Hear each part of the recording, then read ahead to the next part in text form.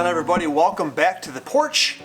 As you guys know, this is my favorite spot to make videos, and today we're talking about two different cameras that are very much the same and years apart. As you guys know, one of my favorite cameras to shoot of all time is the Ricoh GR series. I have the original GR APS-C, this guy right here. This is the APS-C version. Let me pull up a little closer to you guys. This is the APS-C version. 16 megapixel, it's an older sensor, but it's CMOS. This was the first time they put an APS-C sensor in this size camera. Prior to this, they had like a 1/1.7 inch sensor. They're called the GRDs, the GR Digitals.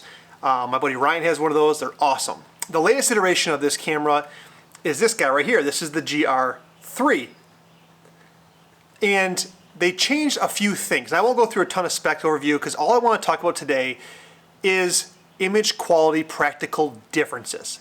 I'll talk on a few things that are actually different so you guys have an idea, but we'll get into the images in just a second. Real quick, 16 megapixel APS-C sensor, 24 megapixel APS-C sensor. Of course, newer processors, newest tech. They added IBIS, 3 stops of IBIS to this GR3. They had no IBIS in the original GR, but they had a flash. No flash on this one. The biggest thing for me in these two actually is, they changed the lenses as well, and that's where we're gonna get into the image quality test. I've heard that this is extremely sharp, the GR3, I'm holding in my right hand, and I wanna see how much sharper it is or it isn't compared to this original GR, especially when you factor in the sensor differences. Again, this has IBIS, this does not. The biggest difference, though, I do wanna highlight for you guys, because I have been using these both, is the back button layout of these two different cameras. See if I can get this to focus. So if you see on the original GR, they have this exposure volume rocker, which I absolutely love. And for the way that I shoot, which is a center metering, and I focus and recompose, I use this button right here, this AFL, AEF, and then the CAF switch button. It lands perfectly where my thumb's at. I put it right here, boom, I lock, and then I can manage shutter speed and aperture with my 2 fingers. This ergonomically is the perfect pocket camera in my opinion. With the GR3 they changed it a little bit. First of all, the size got a little smaller, so as you see it's a shorter camera. But then they also changed the back. They got rid of that exposure compensation. Let me put it up here. They got rid of that exposure compensation rocker, and they moved it to this back wheel that rotates. You guys can see this back wheel that rotates. I don't like that as much because I accidentally bump that all the time. In addition to that, for my exposure lock, I changed this function button right here. It's kind of a replacement to this center button on this thing right here, so it's not too bad. It's just a little different ergonomically, but still ergonomics on this camera are absolutely superb. I prefer the GR1, GR2 layout better than the GR3, but nonetheless they're both very, very good.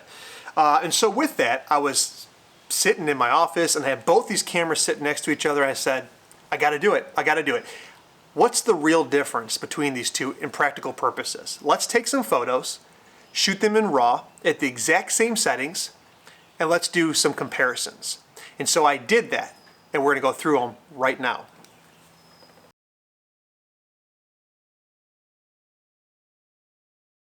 Okay, the very first shot that I took was of these flowers that are in my front yard, and I set them at the same exact settings. I put the settings up in the corner of the picture.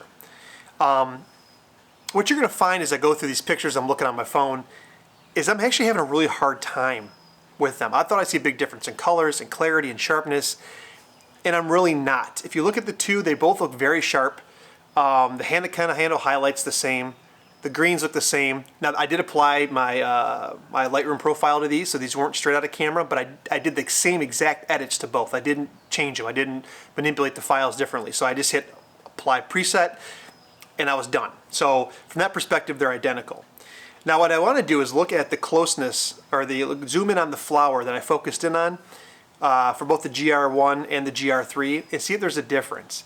And from a high level, they're very, very similar. And this is a super crop, right? This is way in. This is taking that 16 megapixel file and probably down to like 3 or 4 megapixels, and the 24 megapixel file probably down to like 6 or 7. I don't know, I'm just making it up, but it's a very small crop. on the picture. If I take this portion of the photo and I crop it even more, which nobody does when you print it, I can see there's a bit more detail in the GR3 and a little less noise. But I'll be honest with you, it's hard to see it. It's there, but it's hard to see it. So that's one thing. The next photo I took was of this like glass vase thing that's on our porch.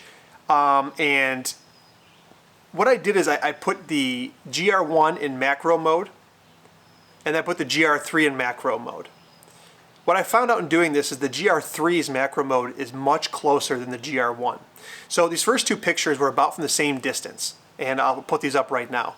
And when you're looking at these, the GR1 had to be in macro mode to focus this close. The GR3 was in standard focusing mode to close this. Again though, in terms of colors and sharpness from this vantage point, it's very hard to see the difference. I can't see it at all.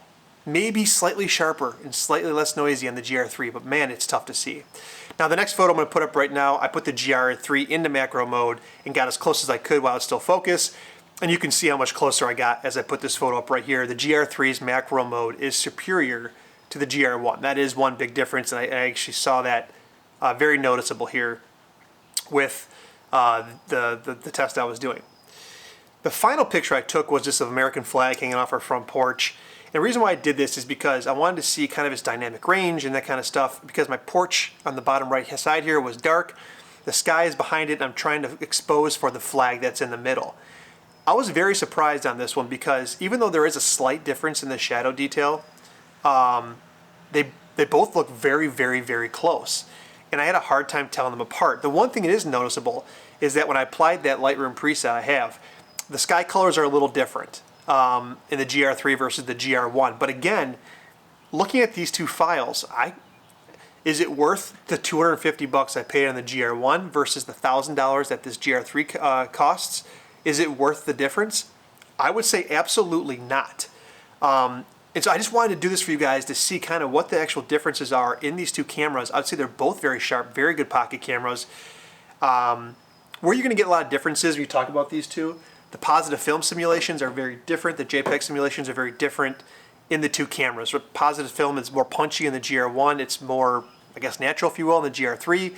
The black and white profiles are different for JPEGs. If you're a JPEG shooter, that's a big deal. The other thing is, of course, the IBIS is a big piece of the GR3's selling point because you're able to handhold it for longer and get more stabilized shots for a longer period of time. I wouldn't use either for video. They both can do it. They both suck at it. It is what it is. I would say I think the battery life is actually better on the GR1 over the GR3, so that's something to consider. Other than that, I mean, they're both not weather sealed. They both have, you know, known issues for sucking dust into the lens and for not for breaking randomly at low shutter counts. Some have, some haven't. I think because they get banged around and knocked in your pockets quite a bit.